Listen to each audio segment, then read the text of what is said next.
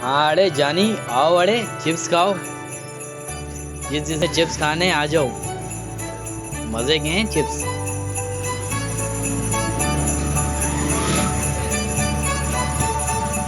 ये केचप डाला हुआ है इसके ऊपर, और ये साथ में ये गोभी है रे। ये गोभी बड़े मजे का लगता है यार, पता नहीं कहाँ से बनाते हैं ये गोभी, कैसे बनाते हैं हमें समझ ही नहीं आता। अगर किसी को आइडिया है तो बताओ हमें।